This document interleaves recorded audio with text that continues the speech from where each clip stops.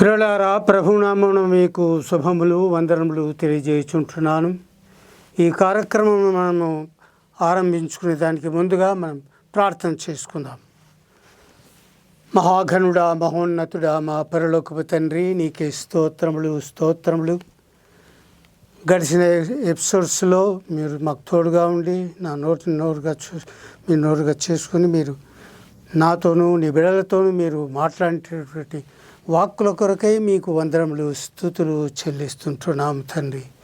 ఈ దినము రికార్డ్ చేయబడినటువంటి యొక్క వాక్కులలో కూడా మీరు తోడుగా ఉండి మీరు మాట్లాడి మమ్మల్ని హెచ్చరించి బలపరిచి నీ మహిమార్థమై వాడుకొని అనేకులు నీ యొక్క వాక్కులు విని నీ యొక్క మెండైన దీవెనలు పొందుకునే భాగ్యమును దయచేసి మీరు మహిపొందమని యేసు క్రీస్తు వారి దివ్యమైన నామమునే బ్రతిమాలు వేడుకొంచున్నాను తండ్రి. ఆమెన్. పిల్లలారా, గడిచిన ఎపిసోడ్లో మనము బాప్తిస్మమును గురించి మనము ధ్యానించి ఉంటున్నాము. ఆ విషయంలో ఇంకా ఈ యొక్క ఎపిసోడ్లో కూడా దాన్ని కొనసాగిస్తూ ఉంటున్నాము. మరి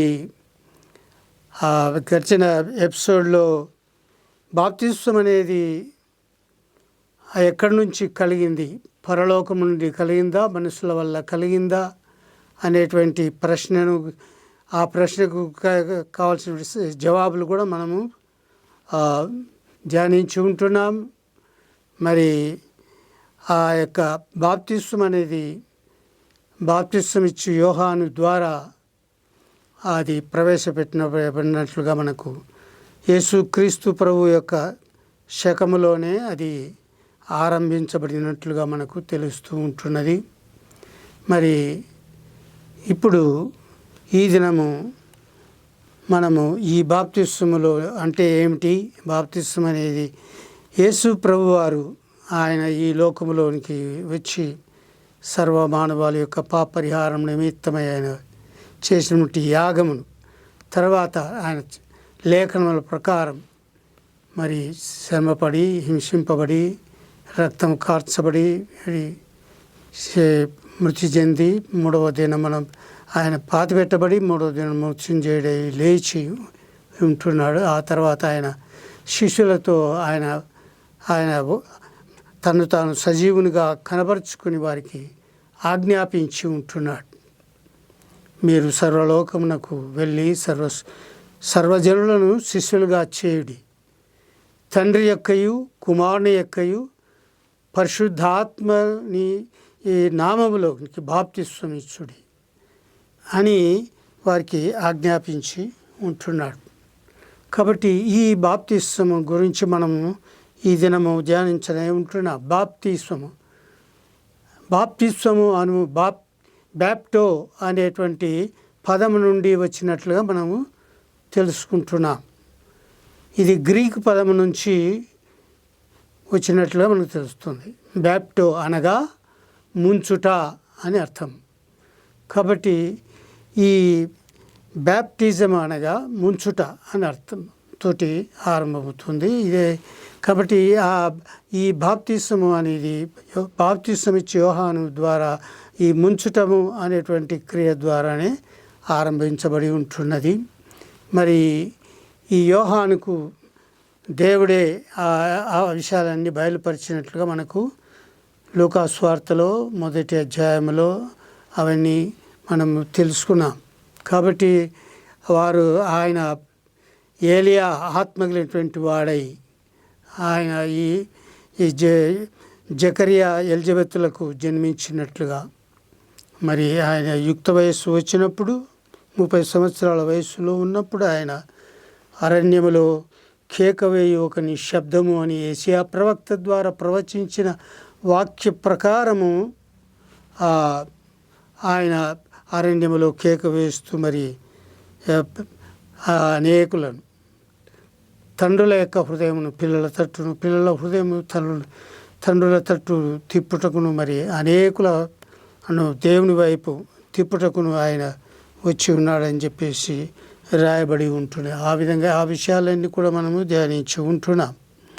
కాబట్టి ఇప్పుడు ఈ బాప్తిస్మము అనేటువంటి విషయంలో ఇంకా మనము లోతుగా మనము తెలుసుకుందాం.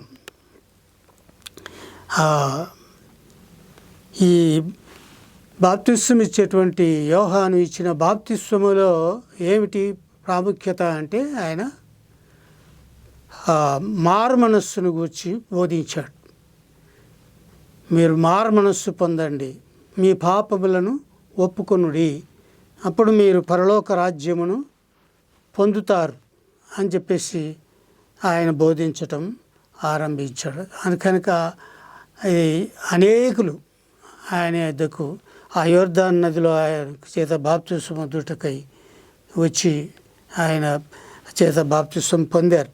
ఆ సందర్భంలో అనేకులు రావటం జరిగింది. కాబట్టి అప్పుడు ఆయన సర్ప సంతానమా, రాబో ఉగ్రత నుండి తప్పించబడుటకు మీకు బుద్ధి చెప్పిన వాడెవడు, మారుమనస్సు తగిన ఫలము ఫలించుడి, గొడ్డలి చెట్ల వేరున ఇప్పుడే ఉంచబడి ఉన్నది, ఫలించని ప్రతి చెట్టు నరకబడి అగ్నిలో వేయబడును అని ఆయన వారిని గద్దించినట్లుగా మనకు తెలుస్తుంది.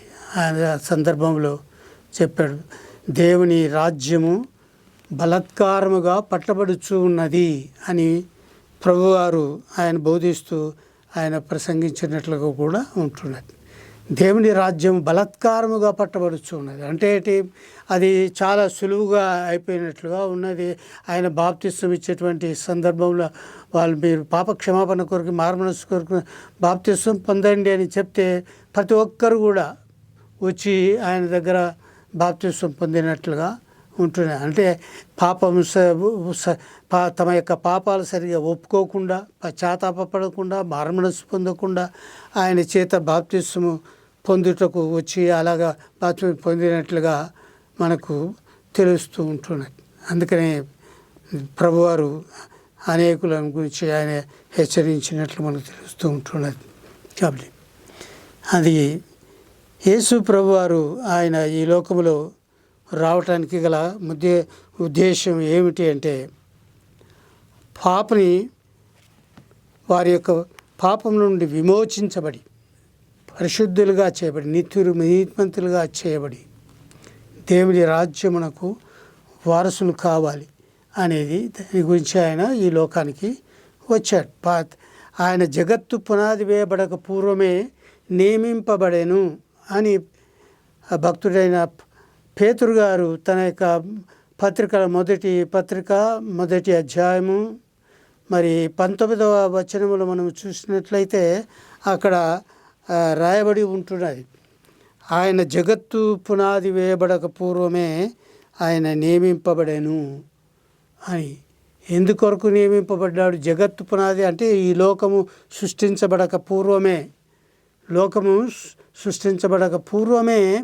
ఆయన నియమించబడ్డాడు. ఎవరు? వాక్యమై ఉన్నటువంటి దేవుడు. ఆది యందు వాక్యం ఉండెను, వాక్యము దేవుని యొద్ద ఉండెను. కలిగి ఉన్నది ఏది ఆయన లేకుండా సమస్తము ఆయన మూలముగా కలిగెను అని యోహాను భక్తుడు తన యొక్క స్వార్థలో రాస్తాడు. కాబట్టి ఆది యందు వాక్యముగా ఉన్నటువంటి దేవుడు, తండ్రి అయిన దేవుడు మరి ఆయనలో నుండి ఒక స్వరూపమును బయటికి తీశాడు. ఆయనకు వాక్యము అని పేరు పెట్టాడు. అందుకొరకే అక్కడ కీర్తన గ్రంథంలో మనం 2వ కీర్తనలో 7వ వచనమును మనం చూస్తే అక్కడ నేడు నేను కుమారుని కంటిని అని రాయబడింది. కుమారుని కంటిని అని అంటారు. కుమారుని ముద్దు పెట్టుకుని లేని ఎడల ఆయన కోపించును అని 2వ కీర్తనలోనే 12వ వచనంలో రాయబడింది. కాబట్టి ఆయననే తండ్రి అయిన దేవుడి యొక్క స్వరూపం, ఆయన యొక్క స్వయం స్వరూపమే ఆయన ఒక రూపముగా ఆయన బయటికి తన నుండి తీశాడు. తండ్రి కుమారుడు ఒకడే, ఆయనకు కుమారుడని కూడా పేరు పెట్టాడు. అంటే తండ్రి కుమారుడు వేరు కాదు, ఒక్కడే అని మనకు తెలుస్తుంది. మనము నిర్గమకాండము 23వ అధ్యాయము 20 నుంచి 23 వచనాల వరకు మనం చూస్తే అక్కడ ఆయనకు నా నామం ఉన్నది అని అక్కడ రాయబడి ఉంది. కాబట్టి అంటే ఆయన తండ్రి కుమారుడు ఒకడే అని అనేటువంటి ఆయన కూడా మొదటివాడు కడపటివాడు నిత్య జీవము గలవాడు. ఆయన కలిగి ఉన్నది ఏది ఆయన లేకుండా కలిగి సమస్తం ఆయన మూలంగా కలిగిందని తీర్థంగా తెలుస్తూ ఉంటుంది. కాబట్టి తండ్రి కుమారుడు వేరు కాదు, తండ్రి కుమారుడు ఒకడే. ఆయనలో నుంచి ఒక స్వరూపము, ఆయన ఆత్మస్వరూపిగా ఉన్నటువంటి తండ్రి ఆయన ఒక స్వరూపాన్ని బయటికి తీశాడు, ఆయనకు వాక్యము అని పేరు పెట్టాడు. ఆ విధంగా వాక్యముగా ఉన్నటువంటి ఆ దేవుని ద్వారానే ఆయన సమస్తము సృష్టించాడు. కలిగి ఉన్నది ఏది ఆయన లేకుండా కలగలేదు అని రాయబడి ఉంది యోహాను సువార్త 1వ అధ్యాయంలో. కాబట్టి ఆ విధంగా ఆయన వాక్య రూపముగా ఉండి మరి వాక్యము తండ్రి స్వరూపమును ధరించుకొని ఆయన కూడా నిత్య జీవము కలిగినటువంటి వాడి మొదటి వాడని కడపటి వాడుగా ఉంటున్నాడు ఆయన కూడా అలాగ. కాబట్టి ఆయన సేనాధిపతిగా ఆయన పనిచేసేటువంటి దేవుని దూతగా కూడా ఆయన పనిచేసేటువంటి వాడు. అలాగా ఆయన అన్ని క్రియలు ఆయన చేసేవాడు. తండ్రి ఆయన అదృశ్యుడుగానే ఉంటున్నాడు. ఆయన కుమారుడు మాత్రమే ఆయన అన్ని పనులు చేసినట్లుగా మనకు వాక్యము తెలియజేస్తూ ఉంటున్నది. కనుక అదేవిధంగా మనము ఈ యెషయా గ్రంథములో మరి ఆ 9వ అధ్యాయం 6వ వచనములు మనం చూస్తే అక్కడ బలవంతుడైన దేవుడు నిత్యుడగు తండ్రి అని ఆయనకు పేరు పెట్టబడును అని ఆ యొక్క కన్యక కనబోయేటువంటి ఆ కుమారుని గురించి అక్కడ ఆయన ప్రవచించాడు. యెషయా ప్రవక్త 9వ అధ్యాయంలో 6వ వచనంలో ఆయన మనకు కుమారుడు అనుగ్రహించబడెను, ఆయన భుజం మీద రాజ్యభారం ఉండును ఆయన ప్రవచించాడు కదా. ఆ ప్రవచనంలో ఆయన నిత్యుడగు తండ్రి సమాధాన అధిపతి అని ఆయనకు పేరు పెట్టబడును, ఆయన భుజం మీద రాజ్యభారం ఉండును అని ఆయనకు ఆ పేరు పెట్టబడునని రాయబడి ఉంది. నిత్యుడగు తండ్రి అని ఆయనకు పేరు పెట్టబడునని ఉంది. అంటే ఆల్రెడీ తండ్రి ఉండగా మళ్ళా ఆ కుమారునికి కూడా తండ్రి అనే పేరు పెట్టబడుతుంది. అంటే దాని యొక్క భావము తండ్రి కుమారుడు ఒకడే ఉన్నాడు. అందుకొరకే యేసు ప్రభువారు ఈ లోకములో ఉన్నప్పుడు కూడా ఆయన యోహాను సువార్త 14వ అధ్యాయం 10వ వచనములో అక్కడ ఫిలిప్పు ఆయన ప్రభువుని అడుగుతాడు, ప్రభువా మాకు తండ్రిని చూపించుము అని అంటే, ఫిలిప్పు నేను ఇంతకాలం నేను మీతో ఉండగా మరి నన్ను ఎరగవా అని అంటూ, తండ్రి నేను ఏకమై ఉన్నాము, తండ్రి యందు నేను నా యందు తండ్రి ఉన్నామని నీవు ఎరగవా, నన్ను చూసినవాడు తండ్రిని చూసినట్లే, ఇప్పుడు మీరు ఆయనను చూస్తున్నారు అని ఈ విషయాలన్నీ కూడా ప్రభు అక్కడ చెప్పినట్లు మనకు తెలుస్తూ ఉంటుంది. కాబట్టి తండ్రి వేరు అని మరి కుమారుడు వేరు అని అట్లా ఏమి లేదు. అందుకొరకే తండ్రి కుమారుడు మరి ఆయనే పరిశుద్ధాత్మ దేవుడుగా కూడా ఆయననే పనిచేస్తున్నాడు. కుమారుడిగా పరిశుద్ధాత్మ దేవుడుగా ఆయన మళ్ళీ ఆయన పరలోకానికి వెళ్ళిన తర్వాత మళ్ళీ ఆదరణకర్తగా ఆయన ఈ లోకానికి వచ్చాడు, పరిశుద్ధాత్మ దేవుడుగా ఆయననే. కాబట్టి ఆయన ఒక్కడే దేవుడు, మనకు ఒకడే దేవుడై ఉంటున్నాడు. తండ్రి అయిన దేవుడు, కుమారుడైన దేవుడు, పరిశుద్ధాత్మ అయిన దేవుడు, అది త్రియేక దేవుడు, ఒకడే దేవుడు అనే సంగతిని మనము గుర్తు ఎరగాలి. కనుకనే ఆయన జగత్తు పునాది వేయబడక పూర్వమే నియమింపబడెను. ఎందుకు నియమింపబడ్డాడు? ఎందుకంటే ఆయనకు తెలుసు ఈ మానవులు పాపము చేసి మరి పాపం నుండి వాళ్ళు విముక్తి పొందుకోవాలి అనే దాని గురించి దేవుడు ఆయన ముందుగానే ఎరిగి ఉన్నాడు. కాబట్టి అక్కడ రాయబడింది హెబ్రీ పత్రికలో 9వ అధ్యాయము 22వ వచనములో మనం చూసినట్లయితే అక్కడ సమస్త పాపములు అవి రక్తము ప్రోక్షించబడకుండా అవి శుద్ధీకరింపబడవు అని రాయబడి ఉంటున్నది. రక్తము చిందించకుండా పాప క్షమాపణ కలగదు అని ధర్మశాస్త్రము తెలియజేస్తూ ఉంటుంది. హెబ్రీ పత్రికలో అక్కడ రాయబడి ఉంటుంది. అందుకొరకే దేవుడు ఆయన ముందుగానే ఎరిగి ఉన్నాడు. కాబట్టి సర్వమానవాళి యొక్క పాప పరిహారము నిమిత్తమై ఆయనను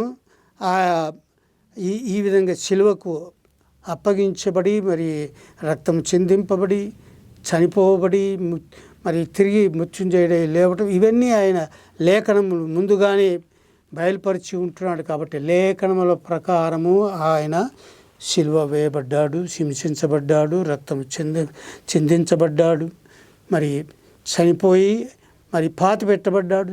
లేఖనాల ప్రకారం 3వ దినమున ఆయన మృత్యుంజయుడై లేచి 40 దినముల వరకు ఆయన తను తాను సజీవునిగా కనపరుచుకొని ఆ తర్వాత ఆయన పరలోకమునకు ఆరోహణమైనట్లుగా మనకు లేఖనములన్నీ తెలియజేస్తూ ఉంటున్నాయి. కాబట్టి జగత్తు ఈ పునాది వేయబడక పూర్వమే ఆయన నిర్ణయించబడి ఉన్నాడు ఈ కార్యము నిమిత్తమై.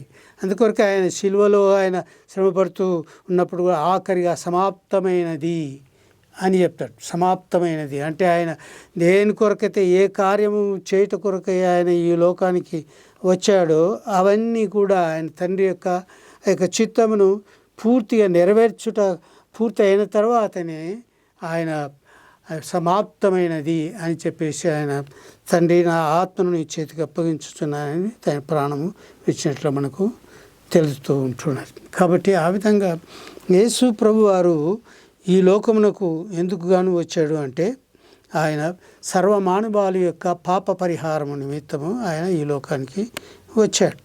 కాబట్టి ఈ పాప పరిహారం అనేది ఎలాగా జరుగుతుంది అనేది ఇక్కడ మనం చూసినట్లయితే అక్కడ ఈ రోమాపత్రికలో 10వ అధ్యాయము 17వ వచనములో మనం చూస్తే అక్కడ రాయబడి ఉంటున్నది, వినుట వల్ల విశ్వాసం కలుగుతుంది, వినుట క్రీస్తును గూర్చిన మాట వల్ల కలుగును అని రాయబడింది. వినుట వల్ల విశ్వాసం అవుతుంది. విశ్వాసము ద్వారా వారికి నీతిమంతులుగా తీర్చబడతారు అని రాయబడి ఉంటున్నది. రోమాపత్రిక 10వ అధ్యాయము మరి 9-10 వచనాలు మనము చూసినట్లయితే అక్కడ రాయబడి, యేసు ప్రభు అని నీ నోటితో ఒప్పుకొని దేవుడు మృతులలో నుండి ఆయనను లేపనని నీ హృదయమునందు విశ్వసించిన ఎడల నీవు రక్షించబడదువు అని ఇక్కడ రాయబడింది. కాగా వినుట వలన విశ్వాసం కలుగును, వినుట క్రీస్తుని గూర్చిన మాట వలన కలుగును. యేసు ప్రభు అని నోటితో ఒప్పుకోవాలి, దేవుని విశ్వసించుట విశ్వాసం. నీవు ఎలాగనగా నీతి కలుగునట్లు మనుష్యుడు హృదయమునందు విశ్వసించును. కాబట్టి మొట్టమొదట విశ్వాసం అనేది కలగాలి. తన యొక్క హృదయంలో ఆయన దేవుడు యేసుక్రీస్తు ప్రభు అని నోటితో ఒప్పుకోవాలి, విశ్వసించాలి. ఆయన దేవుడై ఉండి మన కొరకై ఆయన ఈ లోకంలో మానవుడుగా శరీరమును ధరించుకొని కన్యక గర్భంలో ఆయన ఉద్భవించి ఆయన 33.5 సంవత్సరాలు భూలోకంలో ఆయన జీవించి సర్వమానవాళి యొక్క పాపకు నిమిత్తమైతే ఆయన తన్ను తానే సిలువకు సమర్పించుకున్నట్లుగా మనకు తెలుసు. ఈ విషయాలన్నీ మనము వినుట ద్వారా మనకు విశ్వాసము కలుగుతుంది. కాబట్టి వినుట ద్వారా విశ్వాసము ద్వారా మనము నీతిమంతులముగా తీర్చబడతాము అని ఇక్కడ రాయబడింది. మనం పరిశుద్ధులుగా తీర్చబడతాము, నీతిమంతులుగా మనంతగా మనమే నీతిమంతులముగా మనము మంచి కార్యముల చేత కానీ మరి మంచిగా జీవించుట చేత కానీ ఎవరు కూడా నీతిమంతులుగా కాలేరు, పరిశుద్ధులుగా కానీ కాలేరు. అయితే దేవుని యొక్క విశ్వాసముంచుట ద్వారానే, యేసుక్రీస్తు ప్రభువునందు విశ్వాసముంచుట ద్వారా ఆయన మన కొరకు తన ప్రాణమును పెట్టాడని విశ్వసించుట, హృదయములో విశ్వసించుట ద్వారా మనకు నీతి కలుగుతుంది. నోటితో ఒప్పుకొనుట ద్వారా మనకు రక్షణ కలుగుతుంది అని ఈ పౌలు గారు రోమాపత్రికలో 10వ అధ్యాయంలో 9-10 వచనాల్లో ఈ మాటలు మనకు తెలియజేస్తూ ఉంటున్నది. కాబట్టి ప్రియులారా, యేసుక్రీస్తు ప్రభువునందు విశ్వాసం ఉంచుట ద్వారా మనము నీతిమంతులుగా తీర్చబడుతుంటాం, పరిశుద్ధులుగా తీర్చబడుతాం. మనంతటికి మనము నీతిమంతులముగా కానీ మనము కాలేము. ఆయన కృపచేతనే మనకు ఈ యొక్క భాగ్యము అనుగ్రహించబడుతూ ఉంటున్నది. నోటితో ఒప్పుకుంటాం. అందుకొరకే బాప్తిస్మము ఇచ్చినప్పుడు ఇది ముందుగా ఈ క్రియలన్నీ కూడా చేయాలి. ఈ సర్వసాధారణంగా ఇది మరి విశ్వాసుల ద్వారా వారిని ఒప్పిస్తున్నారో లేదో తెలియదు, కానీ దేవుని వాక్యము సెలవిస్తూ ఉంటున్నది. వారు మొట్టమొదటిగా హృదయంలో విశ్వసించాలి. అంటే యేసుక్రీస్తుని గురించినటువంటి నమ్మకము అవన్నీ ఆయన గురించి తెలుసుకోవాలి. తెలుసుకున్న తర్వాత ఆయన నువ్వు అంగీకరించాలి, ప్రభువుగా అంగీకరించి మరి నోటితో ఒప్పుకోవాలి. ఇవన్నీ బాప్తిస్మమునకు ముందుగా జరగవలసినటువంటి కార్యములు అవి. ఈ దైవజనుడు ఆ యొక్క పాస్టర్ కానీ మరి స్వార్థికుడు కానీ ఎవరే వాళ్ళు ముందుగా వాళ్ళని విశ్వాసంలోనికి నడిపించి మరి వాళ్ళు నోటితోటి ఒప్పించుకోవటం ఇవన్నీ వాళ్ళకు నేర్పించి ఆ తదనంతరమే ఆయన వాళ్ళని నీటిలో దిగి వారిని నీటిలో ముంచటం జరుగుతుంది. అందుకొరకే అక్కడ మనము ఈ రోమా పత్రికలో మరి చూస్తాము 6వ అధ్యాయంలో 3వ వచనం మనం చూస్తే క్రీస్తు యేసులోనికి బాప్తిస్మం పొందిన మనమందరము ఆయన మరణములోనికి బాప్తిస్మం పొందితమని మీరు ఎరగారా అని అంటున్నారు. కాబట్టి దీనివల్ల ఏమవుతుంది అంటే ఏ విధంగా అయితే యేసు ప్రభువారు మరి మన పాపల నిమిత్తమై ఆయన చనిపోయి పాతిపెట్టబడి తిరిగి మృత్యుంజయుడై 3వ దినం లేచి ఉంటున్నాడు, అదేవిధంగా మనము బాప్తిస్మం పొందినప్పుడు మనము నీటిలో ముంచినప్పుడు మరణంలో ఆయనతో పాటు మనం కూడా చనిపోతూ ఉంటున్నాము అని దానికి సాదృశ్యం. బాప్తిస్మం ద్వారా ఏం తెలుస్తుంది అని అంటే నీటిలో మనము ముంచబడినప్పుడు మనము మన పాత జీవితంలో మనం చనిపోతున్నాము, క్రీస్తుతో పాటి మనం కూడా పాత జీవితంలో మనం చనిపోతున్నాం అన్నమాట. అది ముంచబడినప్పుడు కాబట్టి ఆ తర్వాత నీటిలో నుంచి పైకి లేస్తున్నప్పుడు ఏ విధంగా అయితే ప్రభువారు తిరిగి 3వ దినమున మృత్యుంజయుడై సజీవుడై లేచాడో, మహిమ శరీరంతో లేచి ఉన్నాడో, అదేవిధంగా మనము కూడా మరణమును జయించి మనము సజీవులముగా లేస్తున్నామని దాని యొక్క గుర్తు, దాని యొక్క భావం ఈ యొక్క బాప్తిస్మము ముంచటము ద్వారా జరిగేటువంటిది ఇది అదనమాట.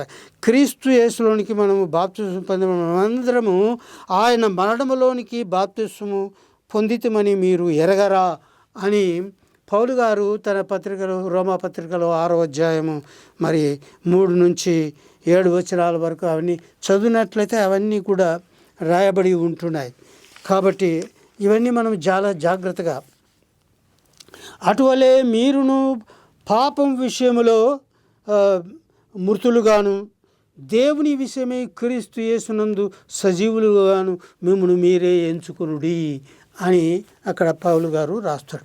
కాబట్టి ఈ బాప్తిస్మము ద్వారా మనము పాత జీవితంలో మనము చనిపోతూ ఉంటున్నాము.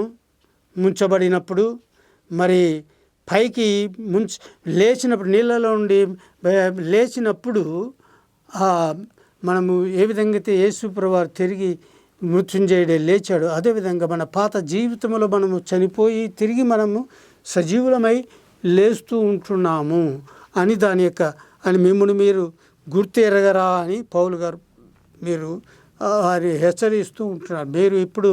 మీరు పాప విషయంలో మృతులైపోయారు, పాపము విషయంలో ఇక చనిపోయారు, ఇక పాపం జోలికి పోకూడదు. ఇక దేవుని విషయంలో మీరు నిత్యము జీవించున్నటువంటి ఏ విధంగా అయితే యేసుక్రీస్తు ప్రభువారు నిత్యము జీవించుచున్నాడో అదే విధముగా మనము బాప్తిస్మం పొందిన తర్వాత మనం నిత్య జీవంలోనికి ప్రవేశించి మనము నిత్యము జీవించేటువంటి స్థితిని మనము పొందుకుంటూ ఉన్నాం. కాబట్టి ఈ లోకములో మనము ఈ విధంగా బాప్తిస్మము ద్వారా ఇది నిర్ణయం మనం పొందుకుంటున్నామనే సత్యాన్ని తెలుసుకోవాలి. కాబట్టి ప్రియులారా, ఈ బాప్తిస్మము యోహాను ఇచ్చినటువంటి బాప్తిస్మం అది మారుమనస్సుకు సంబంధించినది, పాప ఒప్పుకోలు గురించి మాత్రమే ఉండింది. కానీ ఇప్పుడైతే మనము తండ్రి యొక్క నామంలోనికి మరి కుమారుని యొక్క నామంలో మరి పరిశుద్ధాత్మ దేవుని యొక్క నామంలోనికి మనము బాప్తిస్మము పొందుకోవాలి. అది నిజమైనటువంటి బాప్తిస్మం. ఆ విధంగా బాప్తిస్మం పొందినప్పుడు ఏ విధంగా అయితే యేసు ప్రభువారు యోహాను చేత బాప్తిస్మం పొందినప్పుడు పరిశుద్ధాత్మ పావనం వలె ఆయన మీదికి దిగి వచ్చినట్లుగా మనం చూస్తాం సువార్తల్లో. మరి యోహాను సువార్తలో కానీ, మార్కు సువార్తలో కానీ, లూకా సువార్తలో కానీ అక్కడ రాబడి ఉంటున్నది.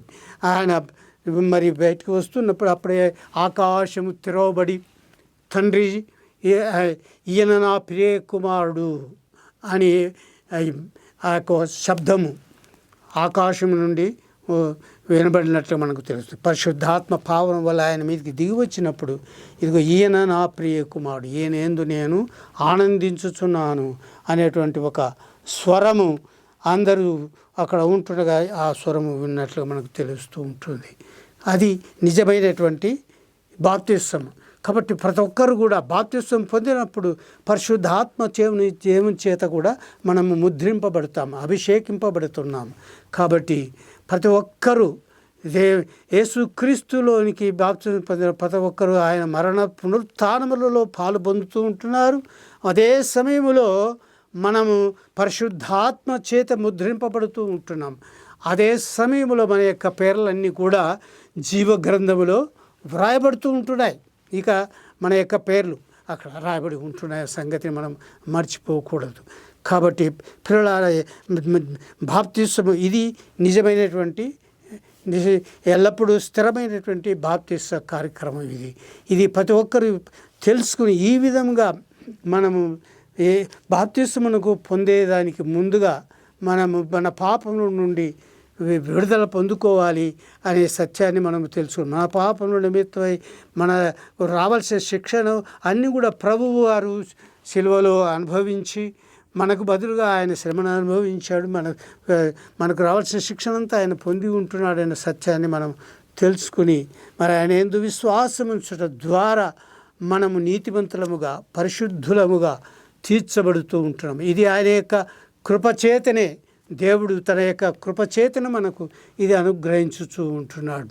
ఇది ఉచితమైనటువంటి ఆయన ప్రేమ, కనికరము, దయ, దీనివల్లనే మనము ఉచితముగా మనము పొందుతూ ఉంటున్నాము. కాబట్టి ఇట్టి కృపను మనము నిర్లక్ష్యము చేయకుండా ఎంతో భయముతో భక్తితో ఆయనను ప్రేమించి ఆయన ఆజ్ఞలను కట్టడలను గాయకొనుచు, మరి 10 ఆజ్ఞలను గాయకొనుచు ఆయన చిత్తానికి మనము ఈ లోకంలో జీవించినంత కాలము మళ్ళీ పాపమునకు జోలికి మనము పాపమునకు చోటివ్వకుండా ఈ లోకములు జీవించినంత కాలము జీవించినట్లయితే ఎందరైతే క్రీస్తు యేసునందు ముద్రించబడి అంగీకరించి ఉన్నారు వారు దేవుని కుమారులు అనబడుదురు అని వాక్యము చెబుతూ ఉంటుంది. కాబట్టి మనము దేవుని కుమారులముగా కుమార్తెలముగా ఈ లోకములో జీవించుచు పరిశుద్ధమైన జీవితమును జీవించుచు మరణము పర్యంతము వరకు కూడా మనము క్రీస్తులో భయము భక్తి కలిగి మరి ఆయన స్వారూప్యంలో మనము జీవించటానికి ప్రయాసపడుచు ఉన్నట్లయితే మనం ఆయన రాజ్యంలోనికి మనం కొనుపోబడతామనేది సత్యాన్ని మనం తెలుసుకోవాలి. ఆయన రాకడకు ముందుగానే మనము చనిపోయినట్లయితే మన యొక్క ఆత్మలన్నీ కూడా పరలోక రాజ్యములో చేర్చబడతాయి. ఒకవేళ మనం ఈ లోకంలో ఉండగానే ఆయన వచ్చినట్లయితే ఆ సందర్భంలో ఆయన ఎదుట మనము పరిశుద్ధులుగా నీతివంతులముగా నిలబడగలిగినప్పుడు ఆయన రెప్పపాటును మనమందరము కూడా మా మహిమ శరీరమును పొందుకొని మేఘారూఢులమై ఆయనను ఎదుర్కొనుటకు కొనుగోబడతామని దశలోనిక పత్రికలో రాయబడి ఉంటున్నది. కాబట్టి ప్రియులారా, ఈ యొక్క సత్యాలన్నీ మనము తెలుసుకోవాలి. బాప్తిస్మం అంటే చాలా ప్రాముఖ్యమైనటువంటిది. ఇది తండ్రి చేత మనకు ఏర్పాటు చేయబడి ఉంటున్నది. కాబట్టి ఇది ఇంతకుముందు యోహాను ఇచ్చిన బాప్తిస్మం కాదు, కానీ ఇప్పుడు యేసుక్రీస్తు చనిపోయి తిరిగి లేచిన తర్వాత ఆయన పునరుత్థానమైన తర్వాత ప్రభు ఇచ్చిన ఆజ్ఞ, అది మత్తయి సువార్త 28వ అధ్యాయము 19-20 వచనాలు మనం చదువుకున్నట్లయితే ఆయన అక్కడ ఆజ్ఞాపించి ఉన్నాడు. ఆయన శిష్యులకు అందరికీ ఆజ్ఞాపించాడు. కాబట్టి మీరు సర్వలోకానికి వెళ్ళి సర్వలోకంలో ఉన్న ప్రతి ఒక్కరిని శిష్యులుగా చేయండి. తండ్రి యొక్క నామమున మరి కుమారుని యొక్క నామమున పరిశుద్ధాత్మ యొక్క దేవుని యొక్క నామంలోనికి వారికి బాప్తిస్మం ఇవ్వుడి అని ఆయన ఆజ్ఞాపించి ఉంటున్నాడు. కాబట్టి నూతనముగా ఎందరైతే బాప్తిస్మం పొందవాలని ఆశ కలిగి ఉంటున్నారు యవనస్తులు, వాళ్ళందరూ కూడాను ప్రభువుని ముందు అంగీకరించి మరి సిద్ధపాటుతో మరి ప్రభువునందు విశ్వాసము కలిగి ఆ నోటితో ఒప్పుకొని మరి బాప్తిస్వం పొందుటకు సిద్ధపడి ఉండి ఆయన ఇచ్చేటువంటి ఉచితమైనటువంటి ఆ రక్షణను పొందుకొని దేవుని యొక్క నిత్యరాజ్యమునకు వారసులు ప్రతి ఒక్కరు కావాలని ప్రేమతో మిమ్మల్ని అందరూ కూడా బ్రతిమాలి వేడుకొంచును. దేవుడు ఈ మాటలు ఆశించునుగాక. Amen, amen. పరిశుద్ధుడా, పరిశుద్ధుడా, గొప్ప దేవ, మహిమాన్వితుడా, ఇంతవరకు మీరు నాలో ఉండి నువ్వు నాతోనూ నీ బిడ్డలతో మాట్లాడిన వాక్కుల కొరకై మీకు వందనములు స్తుతులు చెల్లిస్తుంటున్నాము తండ్రి.